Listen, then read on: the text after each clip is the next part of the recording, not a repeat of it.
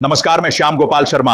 यह वह जगह है जहां खबरें बिकती नहीं बोली जाती हैं। अगर आप भी सच्ची पत्रकारिता के साथ हैं तो वीडियो को लाइक करें और प्रचंड सत्य को सब्सक्राइब करें ताकि सच की आवाज कभी खामोश ना हो। कुछ लोग वीडियो तो देखते हैं पर सब्सक्राइब नहीं करते, तो सब्सक्राइब भी कर ही लीजिए। इतना तो आप कर ही सकते हैं। आज की भारतीय राजनीति में जो कुछ चल रहा है उसे देखकर ऐसा लगता है जैसे देश की सियासी हवा किसी बड़े तूफान की तैयारी में है। संसद से लेकर सड़क तक, कोर्ट से लेकर कैबिनेट तक और सत्ता से लेकर विपक्ष तक, हर जगह एक बेचैनी, एक घबराहट और एक गहरी हलचल दिखाई दे रही है। लोग पूछ रहे हैं कि क्या यह वही दौर है जब आखिरकार सत्ता की कुर्सी पर बैठे नेताओं को जवाब देना होगा, या फिर यह बस एक और शोर है जो कुछ दिनों में खामोश हो जाएगा। लेकिन सवाल सिर्फ यह नहीं कि क्या होने वाला है, सवाल यह है कि इस देश की राजनीति किस दिशा में जा रही है और इस पूरे खेल में आम जनता कहां खड़ी है। पिछले कुछ समय से जिस तरह की खबरें, आरोप, बयान और कोर्ट की कार्रवाई सामने आ रही है, उसने देश की राजनीति में एक नया तापमान पैदा कर दिया है। सत्ता पक्ष पर विपक्ष के आरोप तेज होते जा रहे हैं, विपक्ष के दावे और अधिक आक्रामक होते जा रहे हैं। मीडिया का एक हिस्सा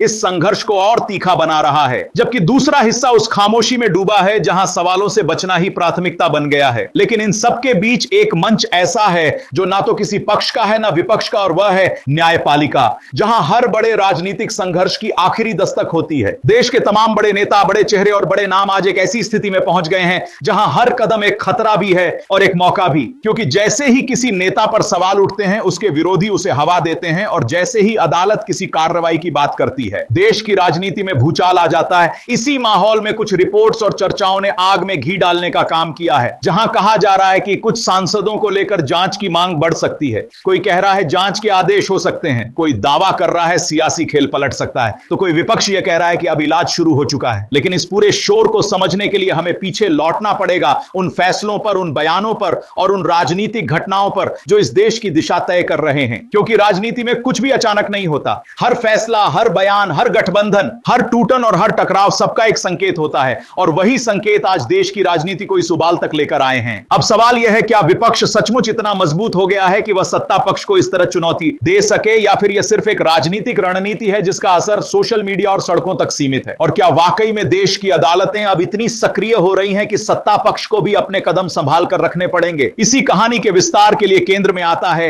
एक ऐसा किरदार, एक ऐसा चेहरा जिसके एक बयान से पूरा राजनीतिक माहौल बदल जाता है, और वह है देश के मुख्य न्यायाधीश। क्योंकि जब भी किसी बड़े नेता पर, किसी बड़े घोटाले पर, किसी बड़े फैसले पर अदालत की नजर जाती है, पूरे देश की राजनीति हिलने लगती है। विपक्ष इसे न्याय का इलाज कहता है, जबकि सत्ता पक्ष इसे साजिश बता देता है। लेकिन सच्चाई यह है कि भारत की राजनीति में न्यायपालिका की भूमिका अब सिर्फ कानून तक सीमित नहीं रही, यह राजनीति का सबसे बड़ा मोड़ बना चुकी है। और दूसरी तरफ खड़ा है विपक्ष, जिसके सबसे बड़े चेहरे लगातार सत्ता पक्ष को घेरने की कोशिश में लगे हुए हैं। उनके हर बयान को लेकर बहस छिड़ जाती है, उनके हर कदम पर मीडिया की नजर रहती है, और उनके हर शब्द पर सत्ता पक्ष की प्रतिक्रिया आती है। ये वही नेता हैं जिनके बारे में कहा जाता है कि आज उनकी लोकप्रियता लगातार बढ़ रही है और सत्ता पक्ष उन्हें रोकने के लिए हर दांव आजमा रहा है। और अब बात करें सत्ता पक्ष के बड़े चेहरों की, तो उनके चेहरे पर पहली बार एक बेचैनी, एक तनाव, एक चिंता साफ दिखाई देने लगी है। उनके भाषणों की तीव्रता बढ़ रही है, उनके बयान और कठोर हो रहे हैं, और उनके समर्थक भी यह समझ रहे हैं कि हवा कुछ बदल रही है, कुछ ऐसा है जो पहले नहीं था, और इसी बदलाव ने इस पूरे संघर्ष को और तीखा बना दिया है। लेकिन कहानी यहीं खत्म नहीं होती, क्योंकि जब किसी राजनीतिक तूफान की शुरुआत होती है तो उसका असली झटका बाद में आता है। और आज देश उसी दौर में खड़ा है जैसे कोई बड़ा खुलासा, कोई बड़ा फैसला या कोई बड़ी राजनीतिक कार्रवाई कभी भी सामने आ सकती है।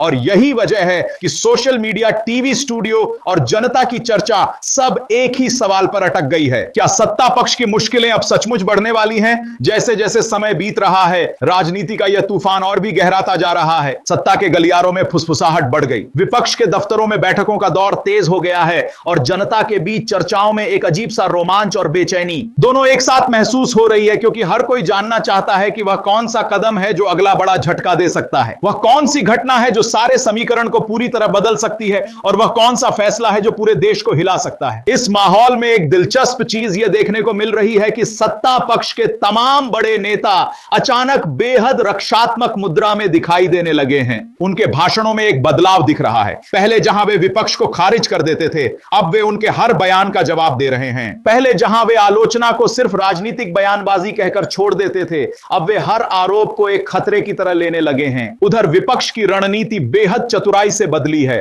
उन्होंने महसूस कर लिया है कि जनता अब सिर्फ आरोपों से संतुष्ट नहीं होती, जनता प्रमाण चाहती है, तर्क चाहती है और मजबूत दलीलें चाहती हैं। इसीलिए विपक्ष अब हर मुद्दे को तथ्यों के साथ पेश कर रहा है, चाहे वह आर्थिक रिपोर्ट हो, सामाजिक संघर्ष हो या फिर शासन से संबंधित कोई विवाद। उनके भाषणों में तंज तो है, लेकिन साथ में ठोस सवाल भी हैं और यही संयोजन सत्ता पक्ष के लिए सबसे बड़ा सिरदर्द बन रहा है। फिर आता है अदालतों का पहलू, जहां हर सुनवाई अब राजनीतिक अर्थ रखती है। अदालतों द्वारा दिया गया हर छोटा बड़ा आदेश सत्ता की दिशा बदल सकता है। विपक्ष इसे अपनी ताकत के रूप में देखता है, जबकि सत्ता पक्ष इसे संतुलन बिगाड़ने वाली शक्ति के तौर पर। और अगर अदालतें किसी मुद्दे पर सख्ती दिखाती हैं तो देश की राजनीति में हलचल तेज हो जाती है। इसी वजह से लोग आजकल हर सुनवाई की तारीख याद रखते हैं, हर आदेश को ध्यान से पढ़ते हैं और हर टिप्पणी का राजनीतिक अर्थ खोजते हैं। सोशल मीडिया इस सियासत का ईंधन बन चुका है। यहां एक पोस्ट से माहौल बदल जाता है, एक वीडियो से हवा का रुख पलट जाता है और एक बयान से पूरे देश में चर्चा शुरू हो जाती है। कोई कहता है कि अब समय बदल गया है, कोई कहता है कि अब सत्ता का अंत करीब है, कोई कहता है कि विपक्ष सिर्फ सपने देख रहा है, तो कोई दावा करता है कि देश में न्याय की नई सुबह आने वाली है। हर कोई अपना अपना नैरेटिव चला रहा है और जनता उस नैरेटिव के बीच उलझी हुई है। इसी बीच सत्ता पक्ष के भीतर भी खामोश तनाव महसूस किया जा सकता है। कुछ नेता खुले तौर पर बयान दे रहे हैं, लेकिन कुछ ऐसे भी हैं जो चुपचाप हालात को देख रहे हैं, जैसे उन्हें पता हो कि मौजूदा माहौल स्थिर नहीं है।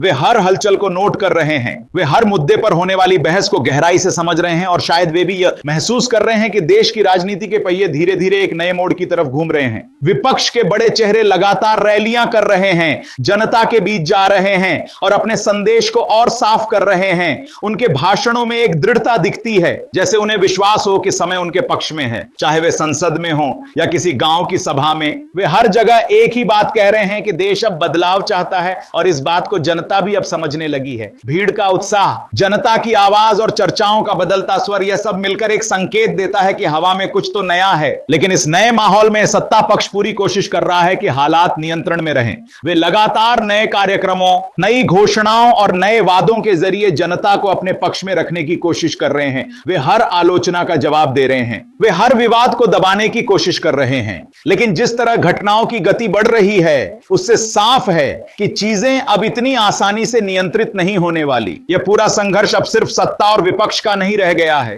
यह संघर्ष विचारों का है, यह संघर्ष विश्वास का है, यह संघर्ष उस दिशा का है जिसमें देश आगे बढ़ेगा। और जब मैदान इतना बड़ा हो जाता है तो हर खिलाड़ी को अपनी पूरी ताकत लगानी पड़ती है। इस राजनीतिक जंग के बीच जनता की उम्मीदें भी बढ़ रही हैं। लोग बदलाव चाहते हैं, लेकिन किस तरह का बदलाव, यह सवाल अब भी हवा में तैर रहा है। कोई न्याय की उम्मीद कर रहा है, कोई आर्थिक राहत चाहता है, कोई पारदर्शिता की मांग कर रहा है और कोई राजनीतिक स्थिरता। लेकिन इतना तय है कि जनता की उम्मीदें अब पहले से कहीं ज्यादा बड़ी हो चुकी हैं। जैसे जैसे यह संघर्ष आगे बढ़ रहा है, राजनीति का तापमान और बढ़ता जा रहा है। माहौल इतना तनावपूर्ण हो गया है कि लगता है कभी भी कोई बड़ा फैसला, बड़ा खुलासा या बड़ा टकराव देश की राजनीति को हिला सकता है। और यही वह मोड़ है जहां हर राजनेता सतर्क है, हर पार्टी सावधान है और हर नागरिक उत्सुक है। मानो पूरा देश किसी बड़े फैसले की प्रतीक्षा कर रहा हो और हर क्षेत्र का मूड धीरे धीरे अपनी दिशा तय कर रहा हो। उत्तर भारत से लेकर दक्षिण तक, पूर्वी राज्यों से लेकर पश्चिम तक, हर जगह राजनीतिक तापमान अलग अलग कारणों से बढ़ा हुआ है और इसी वजह से अब हर दल अपनी रणनीति को दोबारा परख रहा है, अपने पुराने वोट बैंक को मजबूत करने की कोशिश कर रहा है और नए वोट बैंक की तलाश में लगा हुआ है। क्योंकि राजनीति का खेल केवल बयानों या रैलियों से नहीं चलता,